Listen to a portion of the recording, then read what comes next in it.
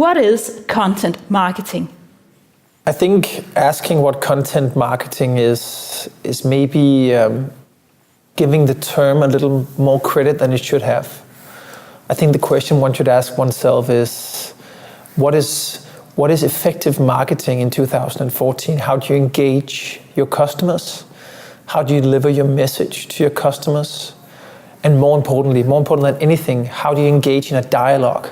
How do you initiate a dialogue with your customers? So before labeling content marketing as a new thing, as a big thing, as something we should put on the mantelpiece and pay attention to, I think it's a lot more important to talk about what effective communication is really all about and what effective marketing is all about. So content marketing is, of course, activating the stories around your brand in a different way than mass communication and one-to-many. It's a way of engaging customers and your stakeholders in a dialogue with you and about you, and making the topic about you more relevant and more impactful to the person you're trying to communicate and have a dialogue with. You actually start out with saying, let's not talk about content marketing, let's talk about what is effective marketing in 2014. Why do you differ between the two? Why do you start talking about effective marketing now, all of a sudden? I think it's really interesting that we in 2014 start to talk about content marketing, because content marketing can go way back. I mean, 1800s something, when companies published books about their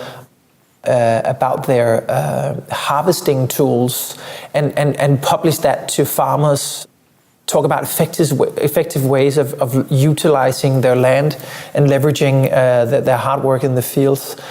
When I was a kid, a funny story, when I was a kid, I was, which will then reveal how old I am, but I had a record player that could play singles, and I had inherited that from my brother, who's 18 years younger than I am. And one of these singles was Dirk Passer's single. And I played that, it was a little turntable thing, and I was playing that, and it was published by a tobacco company. And he was making a monologue, obviously hilarious, and the sponsor was this tobacco company. So here we have a 5 or 6 year old boy playing with a record player, listening to a comedian, and being manipulated to hearing about tobacco. And that was a monologue. It was a big comedian, and they had published something humorous. I think it was a joke written about their product. That's content marketing. And content marketing has existed for a long, long time in many shapes and forms. And now with social media and with more tools to have a one-to-one dialogue with your customers and with your stakeholders, suddenly it's brought up again as something new. I'm just disputing that and saying what content marketing is really about is getting people to talk with you, have a dialogue with you about your product in a way that is relevant, interesting, and sparks interest in your product. So, as you state, actually content marketing has been around basically forever. So why is it that all of a sudden now in 2014 it's on everybody's lips? Content marketing now, I think, as a term is gaining strength due to several reasons. It's becoming increasingly difficult to get your customers' attention through traditional marketing. And I mean above the line marketing. Mass communication, the amounts of viewers that are watching television ads, radio ads, reading print ads is rapidly declining. So how do you become a part of your customers' lives? Well, you start by knowing a lot about them. You start by thinking outside in. What are their ways of thinking? What are their ways of behaving when it comes to your product? How can your message play a more relevant role in their lives? Not you placing a message in their face, but rather encouraging them to have a dialogue with you about something that is of common interest between you and them.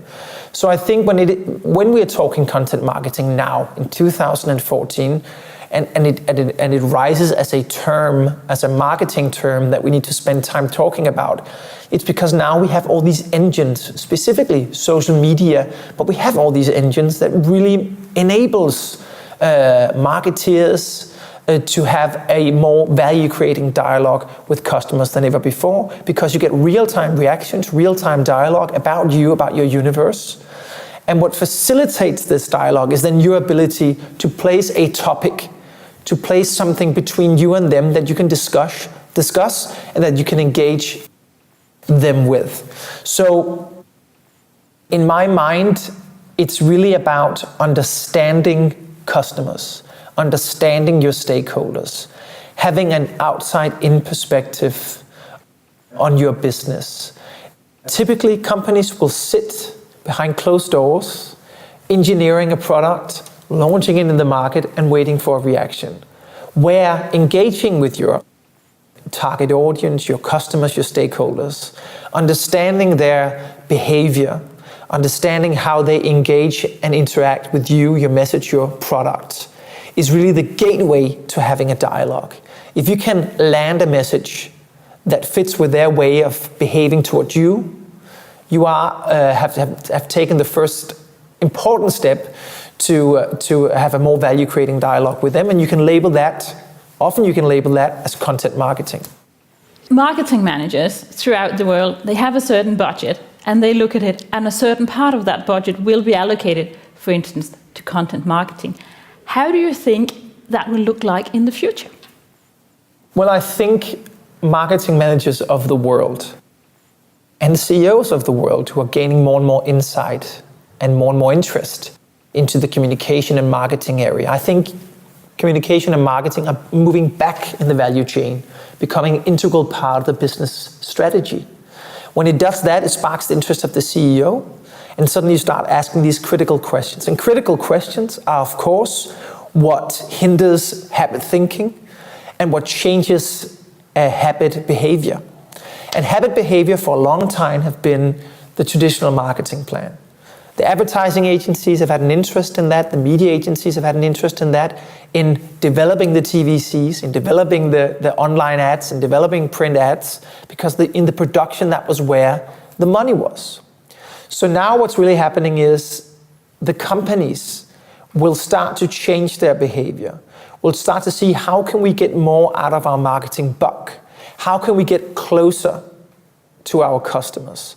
How can we sort of remove the barrier between us and them? How can we not just make mass communication or direct mailings, but how can we actually engage with them and not have a B2C relationship or a B2B relationship, but rather an H2H relationship? How can it be human to human, the business in the shape of a human being communicating to another human being about a topic of common interest? So what will happen to the budgets in the future?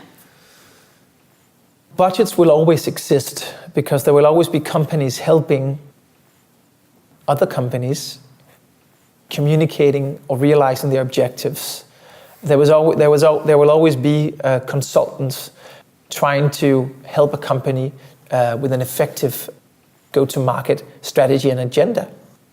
I think what will happen is that we see a shift from the traditional mass marketing budgets to budgets that are a lot closer to editorial content, that are closer to the customer's actual interests and behavior. So a part of the budget will probably go to monitoring and have an effectiveness around the real-time experience your customer has with the brand. Another part of the budget will go to more content marketing, to use that term, of course, which will be activating the company's or the marketeers' topics or agenda points to the consumer in a way that is interesting and sparks dialogue and relevance. And then, of course, a third part of the budget will go to digital, meaning social media and the development of social media. And again, labeling social media narrows it. Of course, the future of digital communication is dialogue-based and is per se social.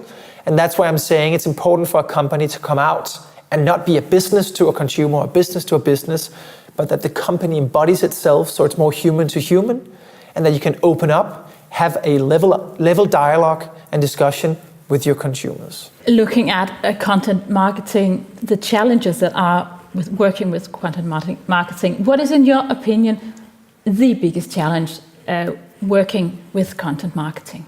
The biggest challenge is habit thinking, because that is what prevents a lot of people from doing it.